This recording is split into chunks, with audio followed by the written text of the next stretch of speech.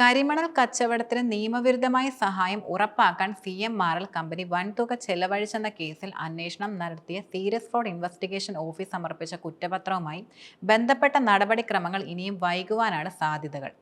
SFIO കേസിൽ കേരളത്തിൽ സമർപ്പിക്കപ്പെട്ട ആദ്യ കുറ്റപത്രമായതിനാൽ ഇതിന്റെ നടപടിക്രമം സംബന്ധിച്ചുള്ള പരിചയക്കുറവ് കോടതി നടപടികളെ വലിയ രീതിയിൽ മന്ദഗതിയിലാക്കി. കുറ്റപത്രത്തിന് നമ്പർ ഇട്ട ശേഷം SFIOയുടെ അഭിപ്രായം അറിഞ്ഞ ശേഷമാണ് പകർപ്പ് EDക്ക് കൈമാറുന്നത്. കുറ്റപത്രത്തിന്റെ പകർപ്പ് ലഭിക്കാൻ ED സാമ്പത്തിക കുറ്റവിചാരണ കോടതിയിൽ ഹർജിയും നൽകി. മാത്രമല്ല EDക്ക് കുറ്റപത്രം നൽകുന്നതിനെ SFIO ഒരിക്കലും എതിർക്കില്ല. കാരണം രണ്ടും കേന്ദ്ര ധനകാര്യ വകുപ്പിന് കീഴിലെ അന്വേഷണ ഏജൻസികളാണ്.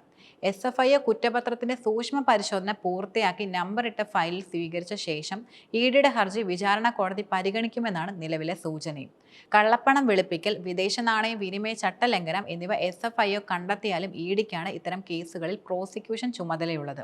കേസിൽ PMLA, FEMA കുറ്റങ്ങൾ ചുമത്തുന്ന സാഹചര്യം ഉണ്ടാവുകയാണെങ്കിൽ CMRL കമ്പനി അടക്കം പ്രതിപട്ടികയിലുള്ളവരുടെ സ്വത്തുക്കൾ കണ്ടുകെട്ടുന്ന നടപടിയിലേക്ക് EDക്ക് കടക്കുവാനും കഴിയുന്നതാണ്. വീണ വിജയന്റെ സ്വത്ത് കണ്ടുകെട്ടാനുള്ള സാധ്യതയും ഏറെയാണ്. നിലവിലുള്ള ED കേസിന് അനുബന്ധമായി അന്വേഷണം നടത്തണമോ പുതുതായി economic case information report register ചെയ്യണമോ എന്ന കാര്യത്തിൽ കുറ്റപത്രം കിട്ടിയ ശേഷമേ EDക്ക് തീരുമാനമെടുക്കുവാൻ കഴിയുകയുള്ളൂ. CMRL മാനേജിംഗ് ഡയറക്ടർ ശശിധരൻ കർത്ത, മുഖ്യമന്ത്രി പിണറായി വിജയന്റെ മകൾ T വീണ തുടങ്ങി 13 പേരെ പ്രതി ചേർത്താണ് SFIO പ്രധാനമായിട്ടും കുറ്റപത്രം സമർപ്പിച്ചിരിക്കുന്നത്. ചെളിനീക്കവും അനുബന്ധ ഗതാഗത ചെലവുകളും എന്ന വ്യാജ കണക്കുണ്ടാക്കി 182 കോടി രൂപയുടെ തട്ടിപ്പ് നടത്തിയെന്ന കേസിൽ ഉൾപ്പെടെയാണ് ശശിധരൻ കർത്തയെ പ്രതി ചേർത്തിരിക്കുന്നത്. വീണയും അവരുടെ കമ്പനിയായ എക്സാലോജിക്കും 2.7 കോടി രൂപ അനധികൃതമായി കൈപ്പറ്റിയതായും കുറ്റപത്രത്തിൽ ഉൾപ്പെടുന്നുണ്ട്. കുറ്റപത്രം പരിശോധിച്ചതിന് ശേഷം വീണ വിജയനെ അടക്കം ചോദ്യം ചെയ്യാനാണ് EDയുടെ സുപ്രധാന നീക്കം. സമയം കളയാതെ കുറ്റപത്രം കൈപ്പറ്റി തുടർ നടപടികൾ വേഗത്തിലാക്കുകയാണ് EDയുടെ പ്രധാന ലക്ഷ്യവും. SFIOയുടെ അന്വേഷണത്തിൽ കമ്പനിക്കാര്യ ചട്ടത്തിലെ 447 വകുപ്പ് പ്രകാരം ക്രമക്കേട് നടന്നുവെന്നാണ് കണ്ടെത്തിയിട്ടുള്ളത്. ഇതിന്റെ ചുവട് പിടിച്ച് EDക്ക് അന്വേഷണം മുന്നോട്ട് കൊണ്ടുപോകാനും കഴിയും. CMRL എക്സാലോജിക് ഇടപാടിൽ 1 വർഷം മുമ്പ് ED ECIR രജിസ്റ്റർ ചെയ്ത അന്വേഷണം ആരംഭിച്ചു. പക്ഷെ കുറ്റകൃത്യം സംബന്ധിച്ച് കേസില്ലാത്തതിനാൽ അന്വേഷണം മുന്നോട്ട് പോയില്ല. SFIO അന്വേഷണത്തിൽ വഞ്ചനാക്കുറ്റം കണ്ടെത്തിയോടെ പ്രതിസന്ധിയും മാറി.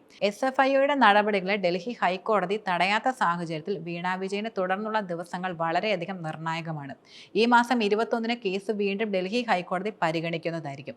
അതിനു മുമ്പ് തന്നെ വീണയ്ക്കെതിരെ നടപടിയെടുക്കാനുള്ള സാധ്യതയാണ് ED കൂടുതലും തേടുന്നത്. ഇതിനു മുമ്പ് EDക്ക് കുറ്റപത്രം കിട്ടിയാൽ അത് പരിശോധിച്ച് വീണയുടെ അതിവേഗ അറസ്റ്റിൽ പോലും ശ്രമിക്കുവാനുള്ള സാധ്യതയുമുണ്ട്. ഡൽഹിയിലെ ഉന്നതരുടെ അനുമതി വാങ്ങിയാകും ഇത്തരം നടപടികൾ ഉണ്ടാവുന്നത്. മധുരയിൽ CPM പാർട്ടി കോൺഗ്രസിൽ പങ്കെടുക്കാനായി ഭർത്താവും മന്ത്രിയുമായ മുഹമ്മദ് റിയാസിനൊപ്പം വീണയും ഉണ്ടായിരുന്നു. അന്ന് തഞ്ചാവൂരിൽ ക്ഷേത്ര ദർശനവും ഇവർ നടത്തി. ചില പൂജകളും ചെയ്തുവെന്നാണ് നിലനിൽക്കുന്ന സൂചന. ക്ഷേത്രത്തിന് പുറത്ത് സെൽഫി എടുക്കാനായി വീണ നെറ്റിയിലെ കുറി മാറ്റിയത് അടക്കം സോഷ്യൽ മീഡിയയിൽ വളരെയധികം ചർച്ചയായിരുന്നു.